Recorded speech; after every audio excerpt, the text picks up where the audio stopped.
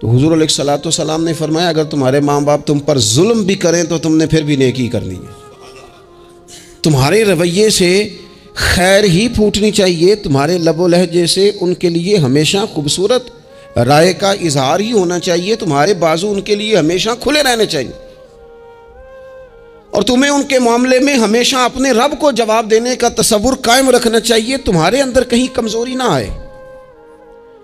میں بڑی دیر سے اپنے دوستوں کی توجہ اس بات کی طرف مبذول کرا رہا ہوں کہ انسان کے ساتھ ہی ساری چیزیں رہتی ہیں، بیماریاں بھی، پریشانیاں بھی، کاروبار کا اتار چڑھاؤ بھی، انسان کے ساتھ دوستوں کی کبھی وفاداری، کبھی بے وفائی، کبھی بچوں کے مسائل، کبھی دیگر رشتہ داروں کے مسائل۔ اسے حکم یہ دیا گیا ہے، اسے سمجھایا یہ گیا ہے کہ وہ کسی ایک چیز میں الجھ کر باقی چیزوں کو بھولنا نہ شروع کر دے، کسی ایک پریشانی، ایک آزمائش کی وجہ سے اپنی زندگی کے سارے معاملات کو داؤ پہ لگانا نہ شروع کر دے، بلکہ وہ اپنے دل کو، اپنے سینے کو، اپنی طبیعت کو کشادہ رکھے۔ یہی معاملہ ماں باپ کے تعلق سے ہوتا ہے۔ ہم نہ ذرا دیگر کاموں میں بعض اوقات اس طرح کا الجھتے ہیں کہ اپنی اس اہم ذمہ داری سے ہم نظریں ہٹا لیتے ہیں۔ میرے نبی اکرم صلی اللہ تعالیٰ علیہ وسلم سے ایک شخص نے یہ عرض کیا تھا کہ یا رسول اللہ صلی اللہ تعالیٰ علیہ وسلم، میں نے نہ تیز دھوپ میں جلتی اور تپتی ہوئی زمین پر کئی میل کا سفر اپنی ماں کو اٹھا کے اس طرح کیا ہے کہ میرے پیروں میں جوتے نہیں تھے۔ اس پوری بات کو پھر سے آپ سمجھے بھلا میں نے کیا کہا۔ یعنی گرم زمین پر گرمیوں میں چلنا ایک انتہائی مشکل کام ہے، اور پھر گرمی اگر عرب شریف کی ہو اور صحرائی علاقہ ہو، اور پھر آپ نے ایک شخص کو بھی کندھوں پر اٹھایا ہوا ہو۔ یا رسول اللہ صلی اللہ تعالیٰ علیہ وسلم، گرم موسم میں گرم ریت پر ننگے پاؤں ماں کو اٹھا کر میں نے میلوں کا سفر کیا ہے۔ خدا را میری بات کو تقریر نہ سمجھنا، یہ ایک غلام نے اپنے نبی سے سوال کیا ہے۔ اس سوال کی لذت کو محسوس کریں اور پھر جواب کا حسن ملاحظہ کریں۔ عرض کی حضور، بڑا میں نے سنا ہے کہ ماں باپ کی خدمت کا حق ادا کرنا چاہیے، تو وہ میں کوئی حق ادا کر سکا ہوں، کوئی خدمت کر سکا ہوں؟ اس نے کہا میں نے میلوں ننگے پاؤں تپتی زمین پر صحرا میں سفر کیا ہے۔ تو محبوب کریم نے بھی اسے سبق یاد کرایا۔ اس نے اپنی طرف سے خدمت بتائی تھی تو حضور نے ماں کی شفقت بتائی۔ فرمایا جب تو پیدا ہوا تھا تو تیری ماں کو درد کے جھٹکے آئے تھے، وہ جو جھٹکے آئے تھے نا، ان جھٹکوں میں سے اب ایک جھٹکے کا بھی تو حق ادا نہیں کر سکا۔ وہ جو درد کے جھٹکے تھے، وہ جو تکلیف تھی، کتنی مائیں دوران زچ کی دنیا سے چلی جاتی ہیں۔ وہ بیٹا پیدا کر گئی، خود رخصت ہو گئی، وہ جان پر کھیل گئی، لیکن ایک زندگی دنیا میں چھوڑ گئی۔ لیکن کیا کبھی ایسا ہوا ہے کہ کسی ماں نے کہیں کھڑے ہو کے کہا ہو کہ اوہو میں نے بڑا کام کیا ہے، میں نے بڑی خدمت کی ہے، میں نے یہ کیا ہے، میں نے یہ اعزاز دیا ہے؟ لیکن بچے تھوڑا سا کر کے نا، آپ نے ناراض نہیں ہونا، میں نے اپنے کانوں سے یہ باتیں سنی ہیں کہ جی الحمدللہ میں نے ابا جی کو حج کرایا ہے، شکر ہے اللہ کا جی، ابا جی میرے پاس ہی تھے جی، باقی بھائیوں کے پاس نہیں تھے۔ تو ابا جی کس کے تھے؟ پڑوسی نے حج کرانا تھا، آپ کے پاس تھے نا، تو آپ کے والد ہی تھے نا۔ آپ نے یہ 20 مرتبہ بتایا ہے کہ والد کی میں خدمت کرتا ہوں، میرے پاس رہتا، یہ بھی بتاؤ کہ ابا نے مجھے حصہ کتنا دیا ہے۔ ساتھ یہ بھی بیان کرو کہ صرف ابا ہی میرے پاس نہیں رہتا، میں نے بھی ساری زندگی باپ کے پاس ہی گزاری ہے۔ اس نے بھی کبھی کہا تھا چاروں میرے پاس ہوتے ہیں، پانچوں میں نے رکھے ہوئے ہیں۔ کیا مذاق ہے، کتنی چھوٹی سوچ ہے۔ اپنے والدین کے ساتھ بڑا رویہ عمدہ کیا جائے، کبھی نہ الجھنا۔ خبردار، ایک مقام پر ماں باپ کی نافرمانی کی جا سکتی ہے، وہ کب؟ جب وہ آپ کو دین کے مخالف چلنے کا کہیں، جب رب رسول کی مخالفت کا معاذ اللہ کہیں، اور مسلمان والدین یہ کبھی کہہ سکتے نہیں۔ باقی ہر کام میں ان کی فرما برداری ہے، ان کی خدمت ہے، ہر جائز کام میں ان کی بات کو تسلیم کرنا ہے۔ بلکہ حضرت اسماء بنت ابی بکر صدیق، حضرت صدیق اکبر رضی اللہ تعالی عنہ کی صاحبزادی ہیں، انہوں نے ایک دفعہ نبی پاک علیہ السلام کی خدمت میں ایک سوال بھیجا تھا۔ عرض کی یا رسول اللہ صلی اللہ تعالی علیہ وسلم، ماں مشرکہ ہے، اللہ رسول کو نہیں مانتی، معاذ اللہ، ماں مشرکہ ہے، تو حضور وہ مجھ سے ملنا چاہتی ہے، کیا میں اس سے حسن سلوک کر سکتی ہوں؟ نبی کریم نے فرمایا تیری تو ماں ہے نا، چل تم اچھا سلوک ہی کر، تم اپنا رویہ اس کے ساتھ ٹھیک رکھ، کیونکہ تیری والدہ ہے. میں آج حقوق والدین پر تقریر نہیں کرنے جا رہا، بس ایسے ہی مجھے خیال آیا. میں ایک دوست نے ایک سوال پوچھا ہے، مجھے اچھا لگا ان کا بات پوچھنا. انہوں نے یہ پوچھا ہے کہ اگر کسی شخص کے والدین دنیا سے چلے جائیں اور جانے کے بعد اسے احساس ہو کہ مجھ سے بڑی غلطیاں ہو گئیں، اسے احساس ہو کہ بڑی کوتاہیاں ہو گئیں، بڑی جگہوں پہ میں بھول گیا. بہت سارے لوگوں کو پچھتاوا ہوتا ہے کہ یار بڑی چیزیں تھیں جو ہم کر سکتے تھے پر ہم سے نہیں ہو سکیں. انہوں نے پوچھا جی کوئی اب بھی کوئی اس کا حل ہے؟ تو میں نے کہا ہے نا، ہم رسول رحمت کے ماننے والے ہیں صلی اللہ تعالی علیہ وسلم. نبی پاک صلی اللہ تعالی علیہ وسلم نے ارشاد فرمایا، الترغیب والترہیب میں حدیث موجود ہے. حضرت انس بن مالک رضی اللہ تعالیٰ عنہ حدیث کے راوی ہیں.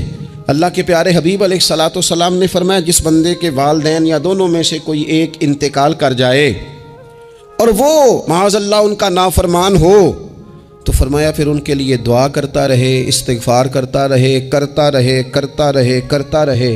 امید ہے اللہ اسے نیکوکاروں میں لکھ دے گا، وہ فرما برداروں میں آ جائے گا. شرط یہ ہے کہ وہ ان کے لیے استغفار کرے، دعائے مغفرت کرے. اب ان کے لیے وہ اب ہی شروع کر دے ان کو یاد کرنا، ابھی اس مقام پر آ جائے، ابھی کچھ سوچ لے، تو اللہ تعالیٰ کی بارگاہ سے کرم کی امید ہے کہ اللہ اس نے جو زندگی میں اس سے غلطیاں ہو گئی، رب اس کی ان غلطیوں کو معاف کر دے گا. روز استغفار کرے. ایک دوست نے مجھ سے ایک دفعہ پوچھا تھا کہ حضرت صاحب والدین چلے گئے ہیں، ان کے لیے کیا کروں؟ تو بڑی بڑی چیزیں بھی کی جا سکتی ہیں، لیکن میں نے اپنے اس محبت والے دوست کو یہ محبت والا مشورہ دیا تھا کہ میں چونکہ آپ کو جانتا ہوں آپ نماز میں کوتاہی کرتے ہیں، آپ نہ نماز پڑھنی شروع کر دیں. وہ کہنے لگے جی وہ تو میں پڑھوں گا، والدین کے لیے کیا کروں؟ میں نے کہا نماز پڑھیں. ہر نماز کی آخری رکعت میں کہو گے نا ربنا اغفر لی ولی کہو گے نا ہر نماز میں، تو کتنا بڑا اجر ملے گا آپ کے والدین کو. اور پھر وہ سارا اسلوب کہ پہلے آپ نے قیام کیا، پھر آپ نے رکوع کیا، پھر آپ نے سجدہ کیا، پھر آپ اتحیات میں بیٹھے، پہلے آپ نے اللہ کی بارگاہ کے اندر اس کی عبادت کرنے کا دھم بھرا، پھر اس کی وحدانیت کی شہادت دی، پھر اس کے محبوب پر درود پڑھا. اتنے سارے کام کر کے اب آپ نے آخر میں کہا ربنا اغفر لی والدیّ، یا اللہ مجھے بخش دے اور میرے والدین کو بخش دے. تو بتائیے اللہ کتنا کرم فرمائے گا. تو اپنے والدین کے لیے ان کے جانے کے بعد بہت ساری چیزیں ہیں، کفن دفن کا بندوبست کیا جائے، جنازے کا اہتمام کیا جائے، لیکن کچھ چیزوں کو نبی پاک علیہ الصلاۃ والسلام نے ذرا توجہ سے ہمیں سمجھایا ہے اور ہماری بار بار توجہ دلائی ہے. ایک شخص نے عرض کیا تھا یا رسول اللہ صلی اللہ تعالیٰ علیہ وآلہ وسلم کہ میرے والدین دنیا سے چلے گئے ہیں، تو کیا اب بھی میں ان کے ساتھ کوئی بھلائی کر سکتا ہوں؟ اچھا پہلے میں آپ سے ایک بات عرض کروں. ہمیں موقع ملتا ہے ختمات شریف پہ جانے کا، اِصال ثواب کی مجالس میں حاضری کا، اور پھر اللہ تعالیٰ یہ بھی موقع دیتا ہے کہ بعض اوقات مسلمانوں کے لیے دعا کرتے ہیں اور ہمارے ذمے لگا دیا جاتا ہے کہ جناب اتنا اِصال ثواب کرنے کے لیے اہتمام کیا گیا ہے تو یہ آپ کر دیں. تو ہم پتہ کیا کرتے ہیں، ہم کہتے ہیں کہ جناب جانے والے کا نام بتاؤ. نام بتاتے ہیں تو ہم فلاں بن فلاں کہہ کے جو نام بتایا جاتا ہے ان کے لیے دعا کر دیتے ہیں. لیکن جب والدین کے لیے دعا کرتے ہیں پھر نام تو نہیں نہ لیتے، پھر کیا کہتے ہیں یا اللہ میرے والد کو بخش دے، میری والدہ کی مغفرت. اس کا مطلب ہے وہ دنیا سے چلے گئے، آج بھی ماں باپ ہیں، وہ رخصت ہوئے، انہوں نے پردہ کیا، ان کی روح کا رشتہ ٹوٹا ہے، پر تیرا رشتہ ان کے ساتھ آج بھی قائم ہے. تیرا تعلق ان سے ٹوٹ سکتا، وہ تیرا تعلق، میں نے ایک دفعہ پہلے بھی کہا تھا، میرا بیٹا شاید قد میں مجھ سے تھوڑا اونچا ہو گیا ہو اور اللہ تعالیٰ نے مجھے بڑے محبت والے سنگی دیے، میں نے اپنی حیثیت اہمیت سے بڑھ کر دنیا میں محبت پائی، لیکن میں نے اپنی زندگی میں سب سے زیادہ اپنے والد کی کمی محسوس کی، بڑی محسوس. ابھی بھی کبھی کبھی سوچتا ہوں کہ کچھ باتیں صرف ان سے ہو سکتی ہیں، کسی اور سے نہیں ہو سکتی. کبھی کبھی محسوس ہوتا ہے کہ ان کے دامن کے اندر ٹھنڈ کے موقع پر نگ ملتا تھا اور گرمی کے موقع پر ٹھنڈی ہوا آتی تھی. یہ خاص انہی لوگوں کا وطیرہ ہے، یہ انہی کا خاصہ ہے. پتہ نہیں اللہ نے کس طرح ان لوگوں کو بنایا ہے اور کس طرح کا یہ رشتہ بنایا. تو نبی اکرم صلی اللہ تعالیٰ علیہ وسلم کی خدمت عالی مرتبت میں عرض کیا، صحابی نے سنن ابو داؤد شریف میں حدیث ہے، عرض کی یا رسول اللہ صلی اللہ تعالیٰ علیہ وسلم میرے والدین چلے گئے تو کیا میں ان کے جانے کے بعد بھی ان کے لیے کچھ کر سکتا ہوں؟ تو نبی پاک نے 5 باتیں ارشاد فرمائیں.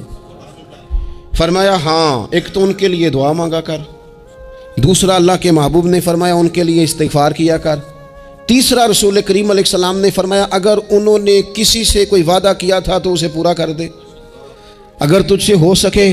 اور رسول کریم علیہ السلام نے فرمایا اگر ہو سکے تو ان کی طرف سے صلہ رحمی بھی کر، یعنی ان کے رشتہ داروں سے اچھا سلوک کر، اپنے چچاؤں کے ساتھ تو نیکی کر، اور اگر تیری والدہ کی طرف سے تو نیکی کرنا چاہے تو اپنے ماموں کے ساتھ، خالاؤں کے ساتھ تو اچھا سلوک کر. اور پھر 5ویں نمبر پر محبوب نے فرمایا اپنے والد کے دوستوں کی تعظیم کر، ان کے لیے تیرے دل میں اچھے جذبات ہوں، تو اکرام کر دوستوں کا. اور والد کے دوستوں کے اکرام کا تو اتنا بڑا درجہ ہے کہ حضرت ابو بردہ رضی اللہ تعالیٰ عنہ تشریف لائے مدینہ طیبہ میں. حضرت ابو بردہ مدینہ طیبہ میں تشریف لائے تو حضرت عبداللہ ابن عمر رضی اللہ تعالیٰ عنہ ان سے ملنے پہنچ گئے فٹافٹی. مصروف آدمی تھے حضرت عبداللہ ابن عمر، بہت بڑے مفتی تھے، لوگ ہر وقت مسائل پوچھتے تھے، حج کے سب سے زیادہ مسائل انہی کو آتے تھے، اور صحابہ میں ایک بہت بڑا مقام رکھتے تھے. حضرت عبداللہ ابن عمر فوراً حضرت ابو بردہ رضی اللہ تعالیٰ عنہ سے ملاقات کے لیے پہنچے، اور پہنچتے ہی فرمانے لگے آپ کو پتہ ہے میں آپ سے کیوں ملنے آیا ہوں؟ حضرت ابو بردہ کہنے لگے میں تو خود بڑا حیران ہوں کہ آپ ایک مصروف آدمی اور آپ ٹائم نکال کر کے میرے پاس تشریف لائے. فرمانے لگے اس لیے آیا ہوں کہ میرے والد آپ کے والد کے دوست تھے، حضرت فاروق اعظم کے دوست تھے آپ کے والد. اور یہ صحیح ابن حبان میں یہ لفظ موجود ہیں. حضرت سیدنا عبداللہ ابن عمر رضی اللہ تعالیٰ عنہ فرمانے لگے نبی پاک علیہ السلام نے فرمایا ہے کہ جو اپنے والد کی قبر میں ان سے اچھا سلوک کرنا چاہے وہ والد کے دوستوں کے ساتھ اچھا سلوک کرے، وہ اس رویے کو، اس محبت کو قائم کرے، اس چیز پر خاص اہتمام کرے، خاص ذوق دے. ہمارے ہاں نا جی ہم جلدی سے مصروف ہو جاتے ہیں اور اپنے دوستوں کو زیادہ ٹائم دیتے ہیں، اپنا آنا جانا، اپنا اٹھنا بیٹھنا، اپنے شب و روز ان میں ہم زیادہ وقت گزارتے ہیں. کرنے کا کام یہ ہے کہ تھوڑا ٹائم نکال کے، تھوڑی فرصت دیکھ کر اس پر تھوڑی توجہ دی جائے. اسی طرح معروف روایت سیاستہ میں موجود ہے، حضرت مالک بن دار کہتے ہیں کہ میں حضرت عبداللہ ابن عمر کے ساتھ جا رہا تھا تو میں نے دیکھا ایک بدو ننگے پاؤں اور ننگے سر آ رہے ہیں. حضرت عبداللہ ابن عمر نے فٹافٹ انہیں اپنی سواری بھی دے دی، سیاستہ سے حدیث عرض کر رہا ہوں، سواری بھی دے دی اور پگڑی بھی دے دی. فرماتے میں نے عرض کی حضرت عبداللہ ابن عمر سے کہ حضور یہ بدو ہیں گے تو تھوڑے سے نذرانے پہ بھی خوش ہو جاتے، آپ کوئی عام معمولی سا تحفہ بھی دیتے تو راضی ہو جاتے، اور آپ نے پگڑی بھی دے دی اور گھوڑا بھی دے دیا. حضرت عبداللہ ابن عمر کہنے لگے یہ کوئی عام آدمی نہیں، یہ میرے والد کے دوست ہیں، اور والد کے دوستوں سے محبت کرنا یہ ہمیں رسول رحمت نے سکھایا ہے، کیونکہ اصلاں نال جے نیکی کریے تو نسلاں تاک نہیں بھول دے. محبتوں کو قائم رکھنا، ان کو دوام دینا. ہمارا تو چچا کے ساتھ سلوک نہیں رہتا، توجہ نہیں رہتی.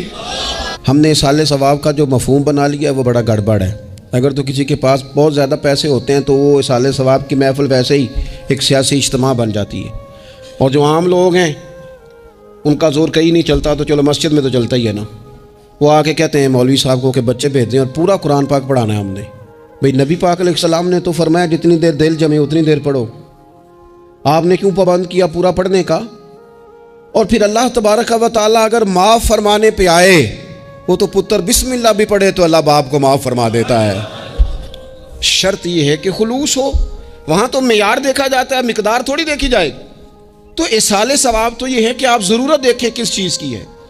ہمارے ہاں منوں کے حساب سے کھانے پک جاتے ہیں، بڑی بڑی لمبی دعوتیں ہوتی ہیں، بڑا کچھ ہوتا ہے، لیکن جو ضرورت ہوتی ہے، ضرورت کو ہم نہیں دیکھتے. اگر آپ کوئی اور کام ضرورت کا کرا دیں نا، کروڑوں روپیہ آپ نے لگا دیا ختمات پہ اور فلاں پہ، اور جس قبرستان میں آپ نے والد کو دفن کیا اس میں تو غریبوں کے لیے مزید جگہ ہی نہیں دفن کرنے کی، تو یہ اچھا اصالِ ثواب نہیں تھا کہ قبرستان کی جگہ بڑھائی جاتی. یہ اچھا اصالِ ثواب نہیں تھا کہ مسجد کا ماحول دیکھا جاتا، علاقے کے غرباء پر نظر کی جاتی. وہ لوگ جو بیچارے قرض کے نیچے آ کے پوری طرح دب گئے ہیں، نفسیاتی مریض ہو گئے، ان غریبوں کو دیکھا جاتا. یہ اصالِ ثواب نہیں تھا.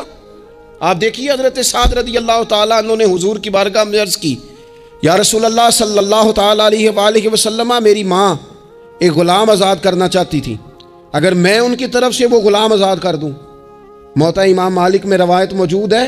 اب غلام آزاد جب آپ کر دیتے تھے نا، آج کل تو غلام بکتے نہیں، لیکن ایک قسم غلامی کی آج بھی ہے. بتا دوں آپ کو، وہ جو بندہ ایڈوانس نہیں لے لیتا بیچارہ 4 لاکھ روپیہ، پھر اس کو تنخواہ بھی پوری نہیں ملتی، پھر اس کی جان بھی نہیں چھوٹتی، وہ کہیں اور جا بھی نہیں سکتا. بھئی آپ ایڈوانس دیں گے کسی کو، اس کو خرید تو نہیں نہ لیں گے، اس کی مجبوری تو نہیں نہ خریدیں گے، اللہ کو ناراض تو نہیں نہ کر لیں گے. آپ ایڈوانس دیں لیکن پھر اسے تنخواہ بھی تو اتنی دیں جتنی معاشرے میں روٹین سے ہوتی ہے.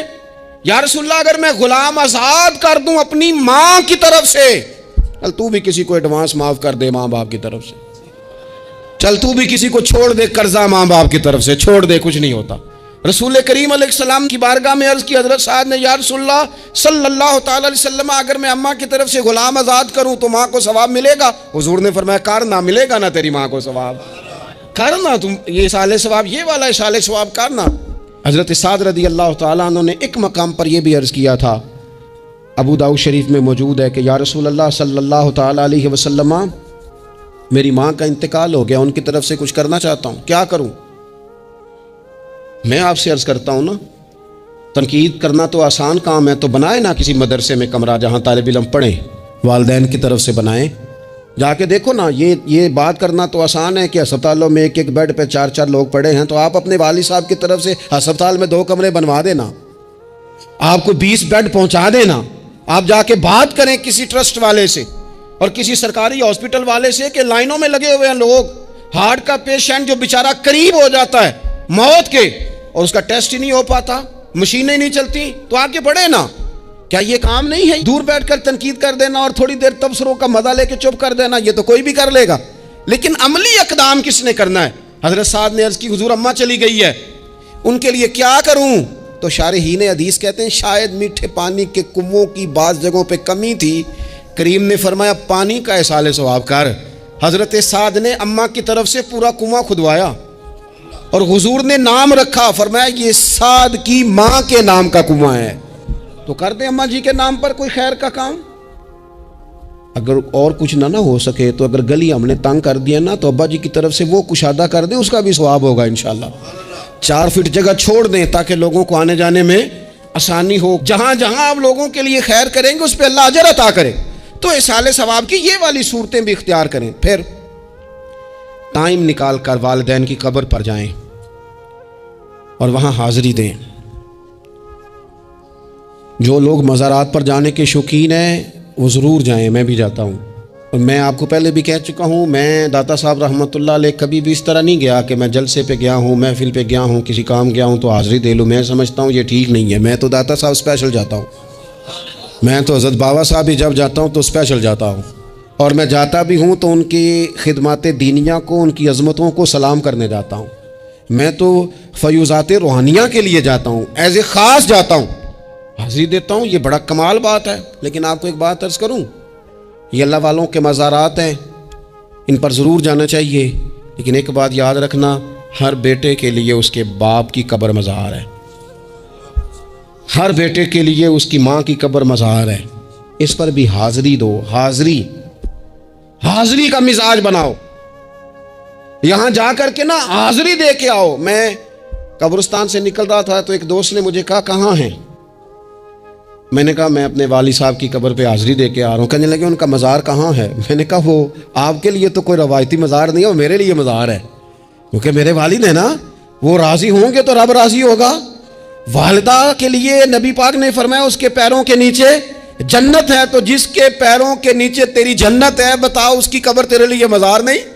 اس کی قبر تیرے لیے باعث فیوز و برکات نہیں؟ تو نبی پاک صلی اللہ علیہ وسلم نے فرمایا ایک روایت میں، جو ہر جمعے والے دن اپنے والدین کی قبر پہ جائے گا، اللہ تبارک و تعالیٰ جانے والے کی بھی بخشش فرما دے گا.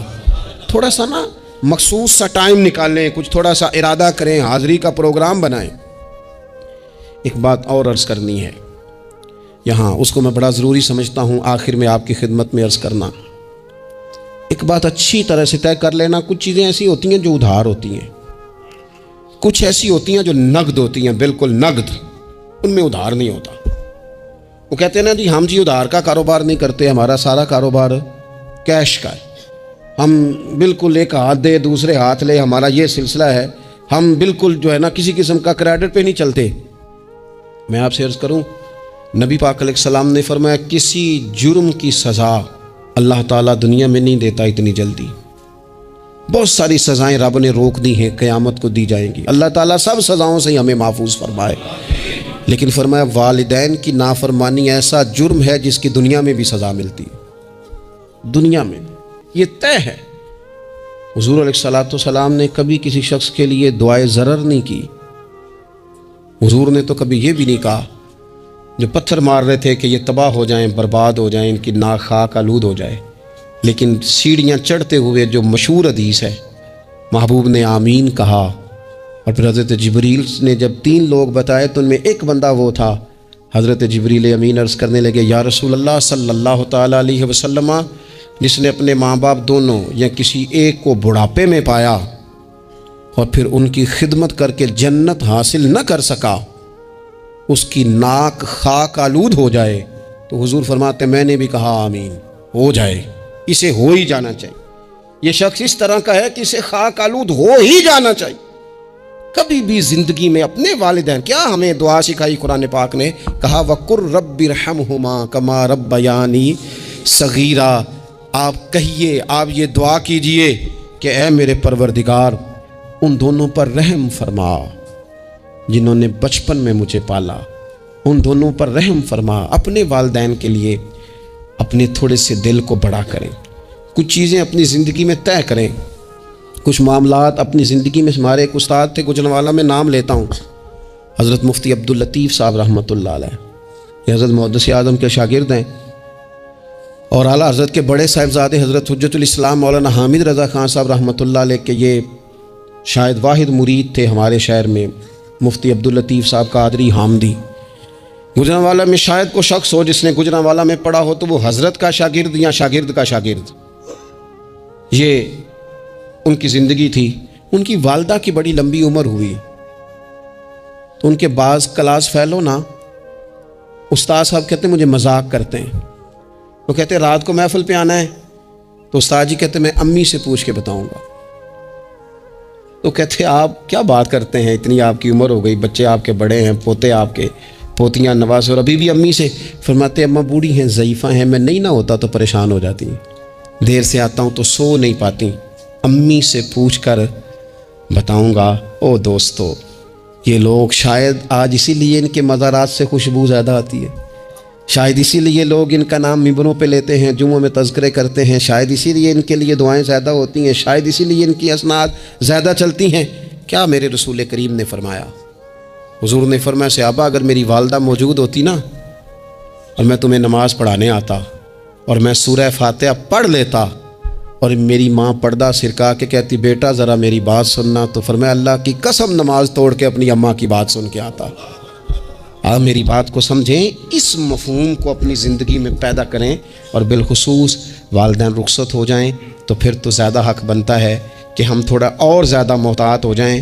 عرض یہ کرنا چاہتا تھا کہ جتنا ذکر آپ کے بچے آپ کے منہ سے اپنے والدین کا سنیں گے اتنا ہی وہ کل آپ کا کریں گے، جتنا وہ آپ کے ساتھ آپ کے والدین کی قبروں پہ جائیں گے اتنا ہی کل کو وہ آپ کی قبر پہ جائیں گے، جتنا وہ آپ کو دیکھیں گے اپنے والدین کے لیے سال ثواب کرتا اتنا ہی وہ آپ کے لیے کریں گے۔ یہ جو ہم کہتے ہیں نا بچے بعد میں دے دیں گے، پتر انہیں پیسے دے دینا میرے بلو، کوئی نہیں دینے انہوں نے، اس لیے کہ انہوں نے آپ کو اپنے والدین کی طرف سے کوئی صدقہ کرتے نہیں دیکھا، تو وہ آپ کی طرف سے کیوں کریں گے جی؟ یہ تو رواج ہے جو آپ نے ڈالنا ہے تو یہ گھر میں ڈل جانا ہے۔